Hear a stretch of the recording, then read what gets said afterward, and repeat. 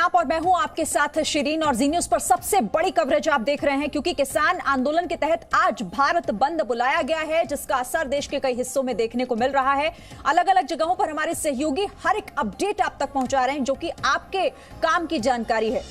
फिलहाल मेरे साथ रविंद्र हमारे सहयोगी जुड़े हुए हैं जिनके साथ केंद्रीय मंत्री स्मृति ईरानी हैं जिन्होंने किसान आंदोलन पर बात की है। सीधे पहले आपको लिए चलते हैं रविंद्र के पास। बात करते हैं केंद्रीय मंत्री स्मृति ईरानी जी से। स्मृति जी, भारत बंद है वो भी किसानों को लेकर, अन्नदाता को लेकर। आपको लग रहा है कि तीनों बिल को लेकर किसान जो भारत बंद कर रहे हैं ये इसमें सियासत भी कहीं ना कहीं है या किसानों का ही आंदोलन है जिसको सहानुभूतिपूर्वक आप लोग को विचार करना चाहिए? नहीं, भारत बंद नहीं है। बंद है अगर तो विपक्ष की वो मंशा बंद है जो भारत को प्रगति से रोकती है। भारत बंद नहीं है। बंद है तो विपक्ष का भ्रष्टाचार बंद है, विपक्ष की कुनीतियां बंद है। जहां तक बात किसानों से वार्ता की है, बार बार भारत सरकार के प्रतिनिधि, चाहे वो अधिकारी हों चाहे वो मंत्री हों, उन्होंने हर विषय पर वार्ता की है क्योंकि संवाद ही हमारे लोकतंत्र की सबसे बड़ी ताकत और आधारशिला है। लेकिन किसान कह रहे तीनों बिल को वापस लिया जाए। विपक्ष कह रही है कि तीनों बिलों को वापस लिया जाए क्योंकि विपक्ष ने पहले भी जब सितंबर में ये कानून आया था तब बढ़ चढ़कर ये भ्रम फैलाया था कि एमएसपी के ऑपरेशंस बंद हो जाएंगे।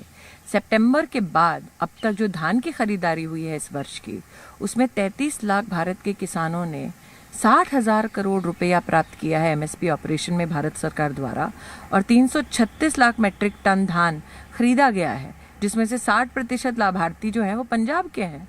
तो विपक्ष की एक मिथ्या, एक भ्रम तो वहीं पर ध्वस्त हो जाती है। दूसरा, विपक्ष ने कहा मंडियां बंद हो जाएंगी।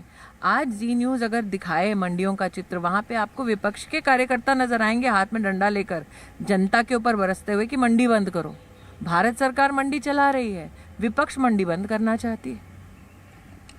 शरद पवार का एक पत्र आया है सबके सामने, जब मंत्री थे वो इसके वकालत करते हैं, उनका इंटरव्यू भी आया है और सब कुछ आया है। यूपीए सरकार में भी इस बिल की वकालत की गई थी बड़े बड़े नेताओं द्वारा, बड़े बड़े मंत्रियों द्वारा। आज यूपीए के राहुल गांधी और प्रियंका गांधी सब सड़क पर। एक आपको इसमें स्पष्टीकरण दे दूं, यूपीए की ये मंशा थी कि एपीएमसी का कानून ही ध्वस्त कर दो। भारत सरकार ने, मोदी सरकार ने ये आश्वासन दिया और उस आश्वासन पर खरे उतरे कि हम एपीएमसी के कानून को हाथ नहीं लगा रहे, हम अंतर्राज्यीय किसान को और मौके दे रहे हैं ताकि वो मंडी में चाहे अथवा मंडी के बाहर अपना सामान बेच सकता है। आजाद हिंदुस्तान में भारत का किसान आजाद नहीं होना चाहिए क्या? विपक्ष ने अपने मैनिफेस्टो में इस बात को प्रतिस्थापित किया कि वो चाहते हैं एपीएमसी का कानून बंद हो जाए। विपक्ष चाहता था कि एसेंशियल कमोडिटीज एक्ट जो है वो पूरी की पूरी व्यवस्था को उखाड़ फेंके।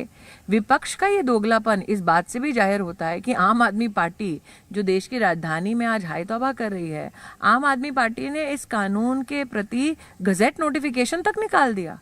अब गजेट नोटिफिकेशन, आप एक अनुभवी पत्रकार हैं, तभी संभव है जब एक सरकार प्रदेश की एक व्यवस्था को प्रशासनिक और राजनीतिक ढंग से स्वीकार करे।